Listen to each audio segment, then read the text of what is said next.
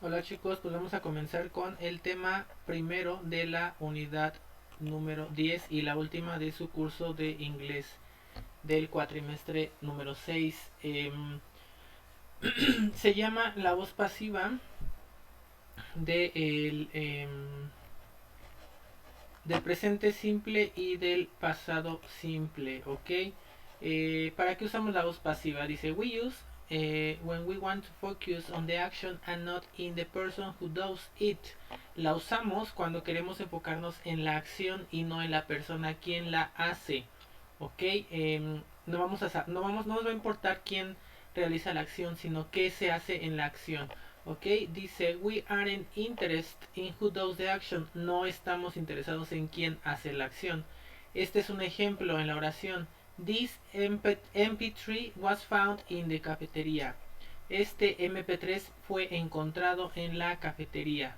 No nos interesa en dónde, sino que el MP3, el objeto del que estamos hablando, fue encontrado. ¿Ok? El siguiente punto. We use the appropriate tense of the verb to be and the past participle of the main verb. En la oración nosotros usamos el tiempo apropiado del verbo to be, que puede ser presente simple o pasado simple, ¿ok? And the past participle of the main verb, y el verbo principal de la oración en participio pasado. Entonces, acuérdense, para el presente simple el verbo to be es am, is y are. Y nuestro verbo principal en participio pasado. Ejemplo, pop music is played on the radio. La música pop es tocada en la radio. Entonces, verbo to be, estamos hablando de it porque la música es animal o cosa, entonces is. Y el verbo en participio pasado es verbo regular, pasa igual que pasado y participio pasado es el mismo, ¿ok? Pero si nuestra voz pasiva es en pasado simple, no vamos a utilizar am, is o are. Vamos a utilizar was o were. Solo pasado simple, was o were. Ejemplo, the group was formed in 2012. El grupo fue formado en 2012. Ok, entonces tenemos el was. Y porque estamos hablando de un grupo de una cosa, was formed in 2012. Fue formado, verbo en participio pasado igual es regular, por eso se le agrega solamente ed al pasado y al participio pasado y nos queda así de esta forma, ¿ok? Con was. Entonces, ¿qué otro tema es importante? El agente, en la voz pasiva el agente es importante, dice, in passive sentences sometimes mentions the agent.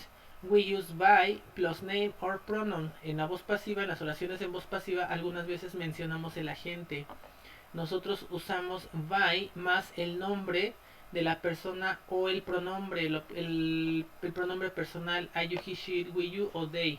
Dice, we mention the agent only when we know who does the action and when the agent adds new or important information. Mencionamos el agente de la oración solo cuando sabemos quién la hace y cuando el agente agrega nueva o importante información a la oración. Ejemplo, the lyrics were written by Samantha Stevens. Las letras o la letra fueron escritas o fue escrita por Samantha Stevens.